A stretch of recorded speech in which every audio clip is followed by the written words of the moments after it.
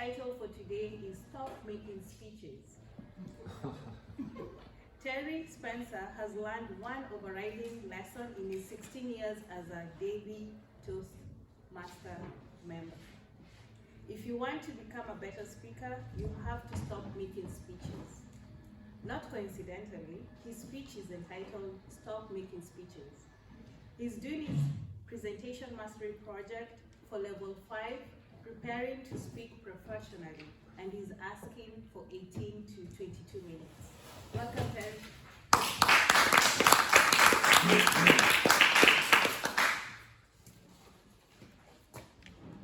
How many of you joined Toastmasters because you wanted to learn how to make a speech? Well, I want to tell you, you and I and everybody else, we were wrong. Okay, misguided. Because what you really should be learning how to do is to tell a better story. Because what are the best speeches composed of? Well, Madam Toastmaster, fellow Toastmasters, and most welcome guests, they're composed of stories. Stories are how we communicate. We are hardwired to listen to stories. Think about it. Back when our great ancestors were living in the savannah, living in caves, in their loincloths, when they were sitting around the campfire at night, did it go something like this? All right, we'd like to call up the chair of the Hunt Committee. Hunt Committee chair of the Hunt, come on up. Thank you, Mr. Chair, fellow Gorgians. I'm Rostov. I'd like to tell you about the hunt today. We killed 2 wildebeests and a zebra, so we're going to be eating really good. As you may have heard, Ricky bought the farm today. A stupid name, isn't it? Ricky? Who names kids that? But we'll be taking up a collection for his widow and children after the meeting. Thank you, Mr. Chair. Back to you. No, that's not how it went.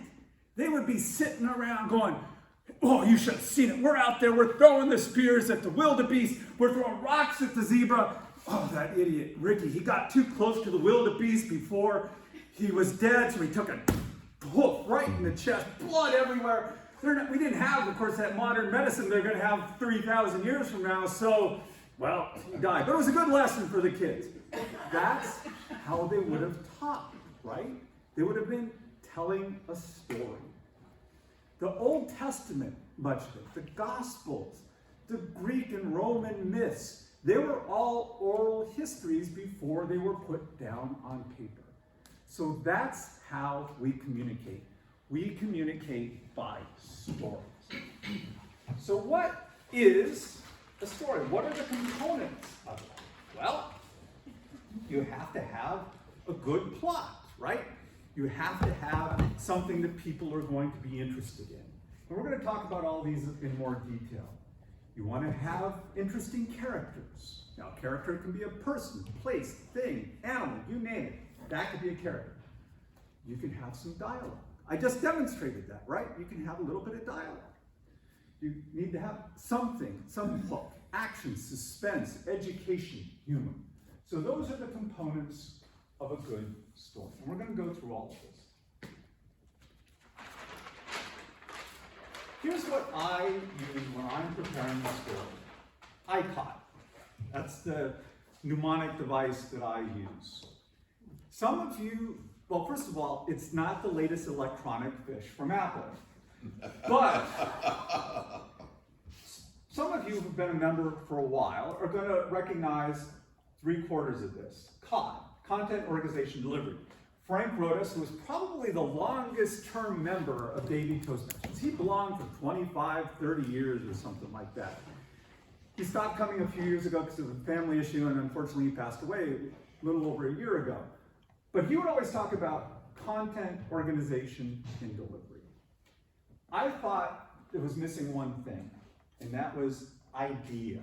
You have to have a good idea, a solid idea, a well-formed idea before you can get into those other 3 things. So let's go through it.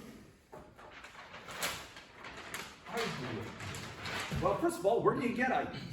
You can get ideas anywhere. Driving around, talking to your friends, talking to your family, watching TV, going to the movies, reading books. Ideas are out there. If you see something good that you want to do a speech on, put it in your phone, write it down, and then go back to it. But the thing where I think most bad speeches and most bad newspaper stories or whatever fall apart is the idea isn't honed. It's not thought out well. It's not boiled down to the essence. And then everything beyond that just falls apart. So what do I mean by that? Back probably 10, 11 years ago, there was a speech in this club. And this is what I told the guy in my evaluation. So I'm not talking out of school. But he did a speech on Geronimo, the great Native American chief, Apaches, lived through most of the 19th century, was a warrior against the US Army, was captured. He was probably the most famous Native American at that time. Well, the life of Geronimo could be a 400-level university course, right? You could spend weeks talking about the life of Geronimo. It cannot be fit into a 7-minute speech, but he certainly tried. Geronimo was born here. The army killed his wife and children here. That turned him into a warrior here, blah, blah, blah. There was like no detail. It was basically a list, a calendar of events in Geronimo's life. It wasn't really a story. So if you want to have a speech on the life of Geronimo, what you need to be doing is thinking about, okay, what was the key event in his life? And talk about that. Then you could throw a little bit of some of the rest of it around that. But if I was going to do a speech about Geronimo, I might focus on that event where the army killed his wife and children and turned him into a warrior. So you can do that, but you have to hone your idea down. And then you need to be thinking, well, what kind of story do I want it to be? Do I want it to be informational, humorous, suspenseful, emotional? You need to think about it. And this is, you can see this is a chart that I made probably about 11 years ago, manual assignment. That's from the old program. So now in Pathways, you need to think about how does it fit on your Pathways assignment? Don't be one of these people who tries to force something into a path. That never works. If you're going to be doing a speech, a path that requires you to use physical dexterity or emotional vocal variety, write a speech for that. Don't you try to force what you want to do into your path. So content. So after you've got your idea, now you got to think about, well, what content do I want to put into the speech? So which characters? Now you could have something like the life of Geronimo, where you could probably have 24 characters in this speech beyond Geronimo. But you probably only want to have 2 or 3 in a 7-minute speech, right? Because people can't follow that many in that short of time. So think then, what do I need to know about these people? Or these things, or this animal, or this place? Make sure that people can envision them, that they can see them, that they can hear them in their mind. Are these the best characters to support the idea of my speech? Maybe cut somebody out and put somebody else in if that helps it make it better. And know your material. Be accurate. There was a speech in this club recently where there was an historical person and the speaker got the first name wrong. Not a big deal, but I spent the next 30 seconds going, that's not the right name, is it? No, it's not. It was this. And so by the time I'm back to listening to the speaker, he's down the road. So you need to be accurate. And also, and this is one of the things they teach you in journalism, and it's very important, if you make little mistakes in your story, people will judge the credibility of the whole thing. People who know you made a mistake are now thinking, well, I know this is wrong. How do I know this up here is right? So you need to be accurate down to the smallest detail. And explain the technical. Tanisha could get up here and do a speech on real estate. Well, if she was giving that to a speech to real estate brokers, She could throw out all sorts of lingo and terms that everybody in that audience would understand. But if she tried to give it here, we'd all be going, me even more than I usually am. So what you need to do is talk to the level of your audience.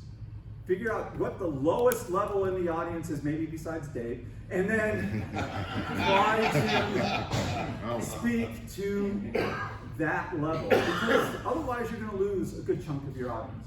So always try to explain the technique.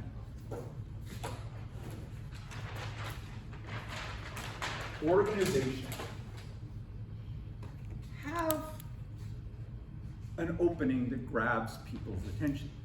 Today I tried to do that by trying to get you all involved. That's one trick. Other thing to do is tell a story, something that's funny or suspenseful that's going to set the stage for what you're going to do. Or do the old newspaper thing, or inverted pyramid, right? Where you start with the most important thing and then work your way down. But think about how you're going to open. Do not, please, open your speech with, "Thank you, Madam Toastmaster, fellow Toastmasters, most welcome guests. I'm Terry Spencer, and I'm here today to talk to you about woman."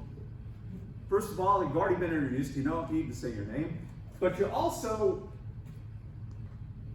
don't need to be thanking the person right off the bat. Throw that stuff in, sneak it in. I snuck it in today in about the 5th sentence or so. Because when you go out in public, you're not going to be doing that. We do it in Toastmasters, but in public you don't have to. You might thank the MC or whatever, but you don't have to do that right at the beginning. Throw it in. And then have a nut graph. Now, a nut graph is a journalism term. A nut graph is a paragraph up high. It could be the opening paragraph, or it could be something high up, where you say, this is what the story's about, what I'm going to tell you, and then you go from there. But you need to tell the people early on, this is what it's about. And then make sure the speech is actually about what you're going to be talking about, because there is nothing worse, particularly when you're reading, when you have a nut graph up here that says, we're going to talk about this, and then it doesn't talk about that. So make sure your nut graph actually reflects what the speech is, but you need to have a nut graph.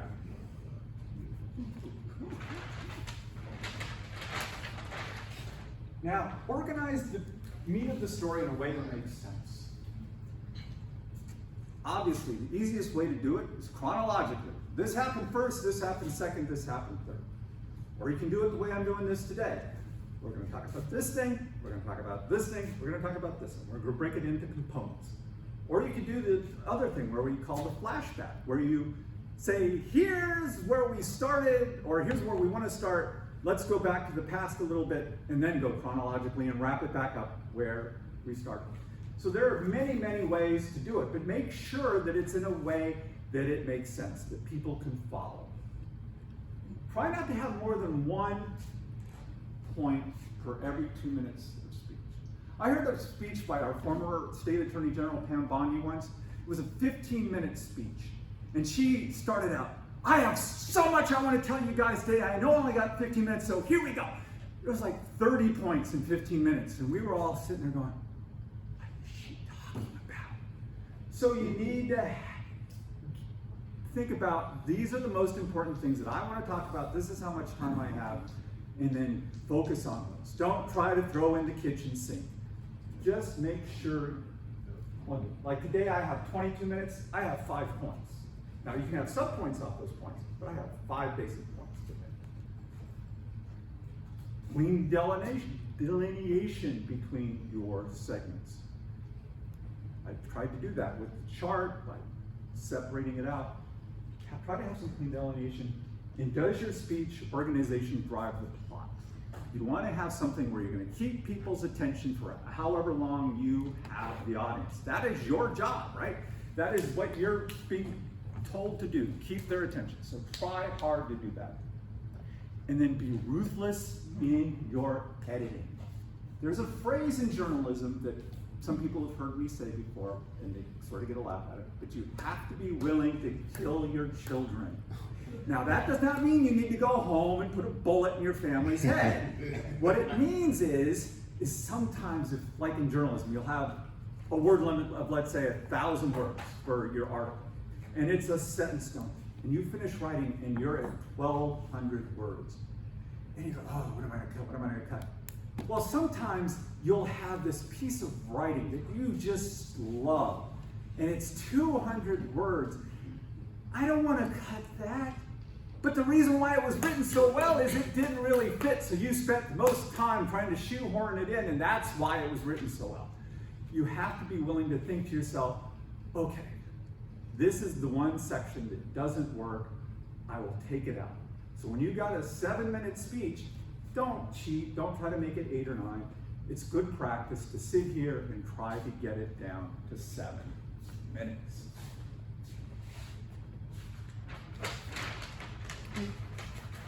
Have a closing that leaves people with the emotion you were striving for. If you're telling a humorous speech, leave it with a laugh. If you're trying to get people to go out and take action, well, get them so that they want to stand up and run out that door and do what you asked them to do. If you want to leave them crying, leave them crying. Or whatever you're trying to do, have a closing that leaves them with the emotion you're trying to get for. Hopefully I will do that today. Have you tied up any loose ends?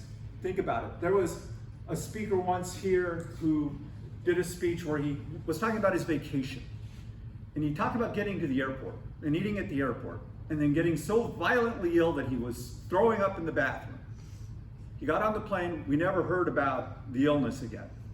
So we were all sitting there going, well, what did that affect the trip? Tie up loose ends. Chekhov, the Russian writer, he supposedly said something along the lines of, if you show a gun in the first act, it needs to fire in the second. So tie up loose ends. And then tying the closing back to the opening, circling back, that often works well. We'll see how well it works today. And then delivery. You've done all this work. Now it's time to deliver your speech. And this is where I had to learn the most, I think. Because I make my living as a writer, so writing a speech wasn't that difficult. But learning how to deliver one, I'm still working on it, but I'm better than I was. You need to be sincere and a seller. Now that's not contradictory. You need to get up here and at least act like you believe what you're saying.